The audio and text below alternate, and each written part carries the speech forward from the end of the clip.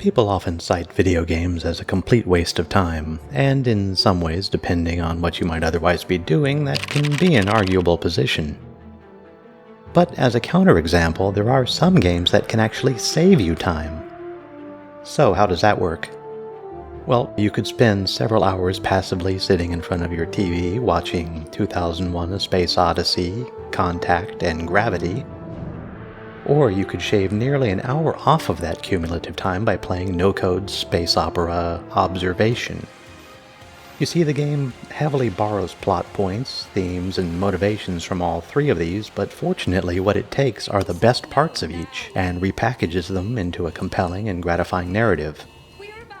Even the simple title itself harkens back to those movies, and, as with them, may be interpreted in several ways within the context of the piece. While I'm going to do my best to avoid any spoilers in this review, I will be touching on some primary characters and a few higher-level mechanics that hopefully won't ruin anything for you. On the other hand, if you're not as concerned about spoilers or you have difficulty getting past any of the puzzles, please check out our complete playthrough and you'll find all the spoilers and solutions you'll ever want there. The damage seems to be localized to the upper part of the arms. So, in Observation, you control HAL 9000, or SAM, a station AI with motives uncertain even to you. After returning to artificial sentience, you find yourself aboard the titular research station Observation about an hour after an incident that left the station badly debilitated and with only one apparent crew member alive. It is then and there you meet said crew member, Dr. Emma Fisher, Welsh crew member and apparent sole survivor of the incident. And, after teaming up with her, you begin your buddy journey together. Your primary tasks on this journey will be opening and closing doors, recovering clues, repairing systems, and generally performing all of the other mechanical services you'd expect from a station AI. The majority of that time will be spent floating around inside of an orb, occupying camera feeds, solving puzzles, and carrying out Emma's requests. Now, the puzzles are simple enough to not cause frustration and serve to break up the exploration segments nicely. You'll also participate in a meta-level puzzle that lets you perform rudimentary crafting, piecing together bits of data into story-progressing key items. These requests and missions serve to drive the narrative forward, but also give you an excuse to explore more of the environment. Weird. Maybe Jim turned them off. The research station Observation has several different arms, each hosted by a different contributing nation or alliance. It doesn't have too many rooms in total, but actually traversing its labyrinthine corridors can be kind of confusing if you don't utilize the map's waypoint system, which, to be honest, I didn't for most of my first playthrough. And speaking of the environment, Observation does a commendable job in the environmental storytelling department. The different arms of the research station look lived in, logically assembled, and contain all the customary collectibles, notes, voice recordings, etc. that you've come to expect. These, of course, serve to fill out the backstory and ground the missing crew members, giving them both needed depth and color, but to be honest, I never ended up feeling any investment in either them or their tragic fates. May, we've got a fix on Jim. He's in the Salyut somewhere. I'd also like to compliment Observation's design team on not falling into the trap of introducing artificial roadblocks or tedious play mechanics.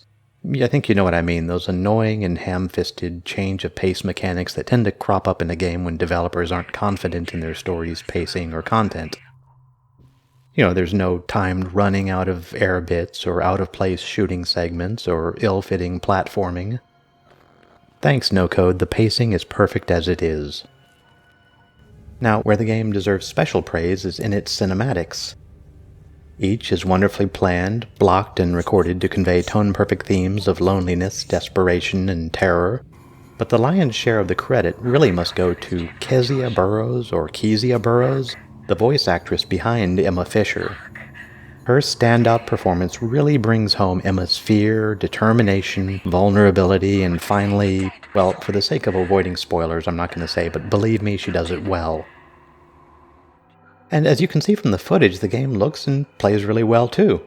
I tried it on both PC and on Xbox One X, and the art design is cleverly made such that there's enough detail to provide moody atmosphere, but not too much to drag down performance. There are a few graphical blemishes here and there, like clipping through walls during some canned sequences. And there are some UI bugs where the context menu of an object being interacted with kind of gets stale, only to be refreshed once you move your cursor away and back. But, these are minor polishing aspects that really in no way hurt the experience. So in summary, Observation provides a thoughtful exploration of man's place in the universe, or perhaps multiverse, a human being's will to survive, the cost of that survival, and the reward or punishment for doing so. It's some pretty heady stuff that sticks with you after the credits roll, and that's really about the best compliment you can pay a game of this genre. Would you like it? Well, if you enjoy a good moody story with a great premise, simple, stress-free action, with well-developed senses of suspense and discovery, you'd probably enjoy Observation. Yeah, sorry, I should have mentioned that. I'd say It's not a perfect title by any means, but it's very solid in all the right places. Now, Observation was developed by No Code and published by Devolver Digital. It's available anywhere fine games are sold for PC and most consoles, and also if you have an Xbox Game Pass, you can play it today for free on both Xbox and Windows PC. And at that price, there's no downside to spending 4 or 5 hours running through the story. So that's our review of Observation. If you played it, what was your experience? Please leave a comment below and let us know.